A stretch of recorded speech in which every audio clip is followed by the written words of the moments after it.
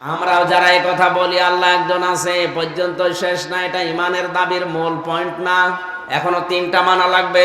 সেই তিনটা বারবার আমি এটাই স্মরণ করাচ্ছি।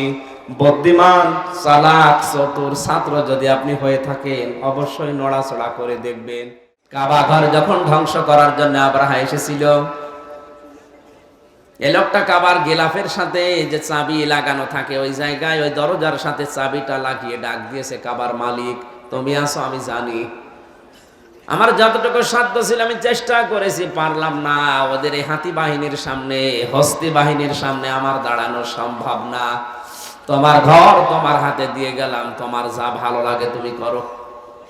এই লোকটা কি মুসলমান ছিল? মুশরিক। কি ছিল? বলেন বলেন। তখনও পর্যন্ত কাবা শরীফের ভেতরে 360টা মূর্তি, তারা ওদের পূজাও করতো, নামও দিত, বিভিন্ন নাম তারা দিয়ে দিত। সবচাইতে বড় মূর্তি যেটা, তার নাম ছিল ইব্রাহিম। কি ছিল? আরেকটু ছোট, তাইটার নাম ছিল ইসমাইল। ওই জামানায় বড় বড় যারা মনীষী, যারা নবী রাসূল, তারা দুনিয়া থেকে বিদায় নেওয়ার পর তাদের স্মরণীয় বরণীয় করে রাখার জন্য তাদের মূর্তি বানিয়ে কাবা শরীফের ভেতরে রেখে দিত। শয়তান তাদেরকে বুদ্ধি দিত, তোমাদের এই সমস্ত মানুষগুলো দুনিয়ায় বহু কিছু তোমাদের করেছে, তারা আজ বিদায় নিয়েছে, তাদেরকে স্মরণীয় বরণীয় করে রাখতে হলে কিছু করা লাগবে। কি করা লাগবে? মূর্তি তৈরি করে রেখে দাও। 5টা মূর্তির নাম সূরা নূহর ভেতরে আল্লাহ দিয়েছেন। তারা ভালো ভালো মানুষ ছিল, বুজুর্গ ছিল, বরণীয় স্মরণীয় মানুষ ছিল। আজও শয়তান অনেকের ঘাড়ে চেপে এই কাজটা করাতে চাচ্ছে। বাংলার বঙ্গবন্ধু আমরা সবাই বিশ্বাস করি, এদেশে 16 কোটি মানুষ এক বাক্যে স্বীকার করবে বঙ্গবন্ধু মানে বাংলার বন্ধু, আমরা সবাই মানি। তাকে স্মরণীয় বরণীয় করে রাখার জন্য 64টা জেলায় 64টা বঙ্গবন্ধু হাফেজি কোরআনখানা খুলে দেন। বঙ্গবন্ধু জামে মসজিদ বানিয়ে দেন 64 জেলায় 64টা। কিয়ামত পর্যন্ত মসজিদ থাকবে, যারাই নামাজ পড়বে অন্তত নামাজের পরে বের হওয়ার সময় তাকিয়ে দেখবে লেখা বঙ্গবন্ধু জামে মসজিদ। মন থেকে এমনি দোয়া চলে আসবে। আর ওই মুশরিকদের ওই বুদ্ধিমতো, শয়তানের বুদ্ধিমতো যদি আপনি মূর্তি তৈরি করে রাখেন, আল্লাহর কসম, ওরা যেমন কাবা শরীফের ভেতরে পর্যন্ত ইব্রাহিম ইসমাইল নবীর মূর্তি বানিয়ে স্মরণীয় বরণীয় করতে চেয়েছে, কিন্তু বিশ্ব নবী আসার পরে ওটা একটাও রাখতে দেয়নি, সবগুলো বিদায় করে দিয়েছে। আলেমরা আজ যারা আলেম সত্যি, তারা জাতিকে বোঝায় এই কারণে যে এগুলো আসলে ইসলাম না। ইসলামের নাম নিয়ে যে মানুষগুলো এগুলো করতে চায়, ইসলামের তারা 12টা বাজাতে চায়। হাদিস, তিরমিজি শরীফের হাদিস, কোন আকাঙ্ক্ষিত মানুষ দুনিয়া থেকে বিদায় নেওয়ার পর তার যদি মূর্তি তৈরি করে কেউ স্মরণীয় বরণীয় করে রাখতে চায়, তাহলে যতদিন পর্যন্ত এই মূর্তি দুনিয়ায় থাকবে ততদিন ওই লোকটা কবরে শাস্তি পেতে থাকবে।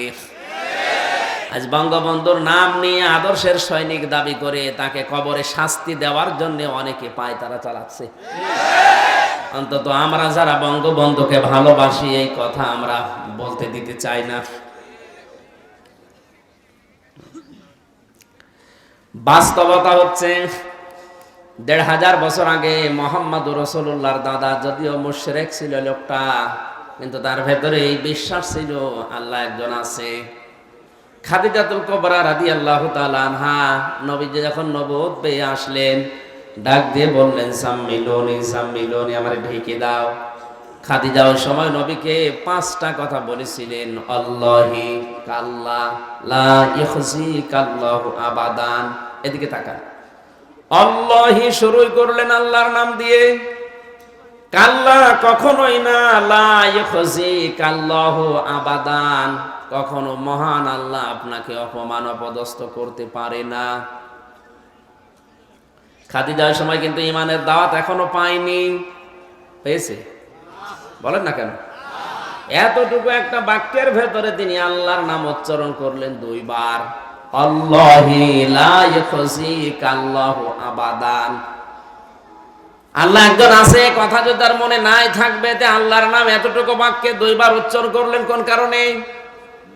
অবশ্যই তারও এই বিশ্বাস ছিল যে আল্লাহর অস্তিত্ব আছে, তিনি একজন আছে। কথা বলে না কেন? আমরাও যারা এই কথা বলি আল্লাহ একজন আছে পর্যন্ত শেষ না, এটা ইমানের দাবির মূল পয়েন্ট না। এখনো 3টা মানা লাগবে। সেই 3টা বারবার আমি এটাই স্মরণ করাচ্ছি। বুদ্ধিমান, চালাক, চতুর ছাত্র যদি আপনি হয়ে থাকেন অবশ্যই নড়াচড়া করে দেখবেন, কারণ এখন বসে আছেন, দাঁড়াবেন সেই গ্যারান্টি আপনার হাতে নেই। বেঈমান হয়ে যদি মারা যান আগুনে থাকবেন, আবার 2 দিন পরে বের হবেন, এই ধান্দা বাদ দেন। এই ধান্দার কারণেই তো আজ আমরা গোনা ছাড়তে পারি না।